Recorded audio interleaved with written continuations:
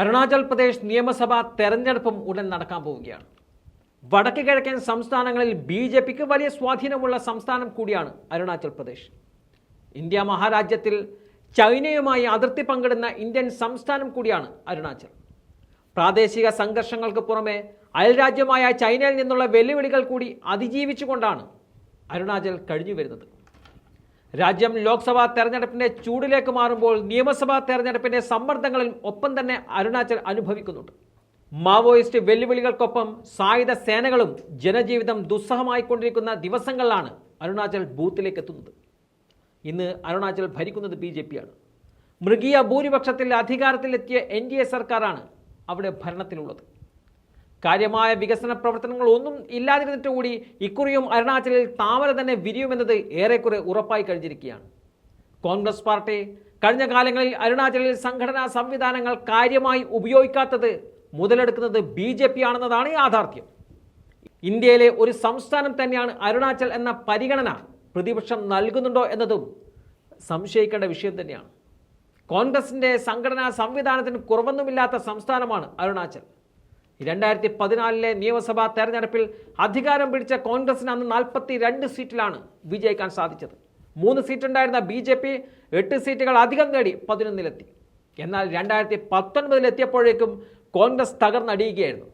42-ൽ നിന്നും 3-ലേക്ക് കോൺഗ്രസ് വീണപ്പോൾ 11-ൽ നിന്നും BJP 54-ലേക്കാണ് കുതിച്ചെത്തിയത്. ആകെ 60 നിയമസഭാ സീറ്റുകളാണ് അരുണാചലിലുള്ളത്. നിലവിൽ 57 MLA-മാരും NDAയിൽ നിന്നുള്ളവരാണ്. അതിൽ തന്നെ 54 MLA-മാരാണ് BJPക്കുള്ളത്. കഴിഞ്ഞ ദിവസം നാമനിർദ്ദേശ പത്രിക സമർപ്പിക്കേണ്ട ദിവസം അവസാനിച്ചതിനു പിന്നാലെ 10 MLA-മാരെ ജയിപ്പിക്കാൻ BJPക്ക് സാധിച്ചു. അതായത് 60 നിയമസഭാ സീറ്റുകളിൽ 10ഇടത്ത് BJPക്ക് എതിരെ സ്ഥാനാർത്ഥികളെ നിർത്താൻ കോൺഗ്രസിന് സാധിച്ചില്ല എന്നത് ഒരു വസ്തുതയാണ്. അരുണാചൽ മുഖ്യമന്ത്രി പെമെ ഖണ്ഡുവും ഉപമുഖ്യമന്ത്രി ചൗനാ മേനും ഉൾപ്പെടെ 10 പേരാണ് തെരഞ്ഞെടുപ്പിന് മുമ്പേ വിജയം ഉറപ്പിച്ചത്. നിയമസഭാ തെരഞ്ഞെടുപ്പിലുള്ള നാമനിർദ്ദേശ പത്രിക സമർപ്പിക്കുവാനുള്ള തീയതി അവസാനിച്ചതിനാൽ ഖണ്ഡുവും മറ്റു 9 സ്ഥാനാർത്ഥികളും എതിരില്ലാതെ തെരഞ്ഞെടുക്കപ്പെട്ടതായി മുഖ്യ തെരഞ്ഞെടുപ്പ് ഓഫീസർ കൂടിയായ പവൻകുമാർ സെയിൻ വ്യക്തമാക്കുകയും ചെയ്തിട്ടുണ്ട്. തവാങ് ജില്ലയിലെ മുക്തോ മണ്ഡലത്തിൽ മുഖ്യമന്ത്രി പെമെ ഖണ്ഡു മാത്രമേ നാമനിർദ്ദേശ പത്രിക സമർപ്പിച്ചിട്ടുള്ളൂ എന്നും തെരഞ്ഞെടുപ്പ് ഓഫീസർ പറഞ്ഞു. ചൗക്കാം മണ്ഡലത്തിലാണ് ഉപമുഖ്യമന്ത്രി കൂടിയായ ചൗനാ മേന പത്രിക സമർപ്പിച്ചത്. എന്നാൽ എതിരാളികൾ ഇല്ലാതിരുന്നതോടെ ഏകപക്ഷീയമായി തെരഞ്ഞെടുക്കുകയായിരുന്നു.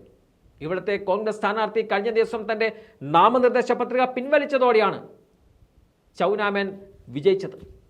6 മണ്ഡലങ്ങളിൽ ഓരോ നാമനിർദ്ദേശ പത്രിക വീതം മാത്രമാണ് ലഭിച്ചതെന്നും 4 ഇടങ്ങളിൽ എതിർ സ്ഥാനാർത്ഥികൾ പത്രിക പിൻവലിച്ചതായും മുഖ്യ തെരഞ്ഞെടുപ്പ് ഓഫീസർ വ്യക്തമാക്കിയിട്ടുമുണ്ട്. അരുണാചലിൽ ആകെ 60 നിയമസഭാ സീറ്റുകളാണ് ഉള്ളത്.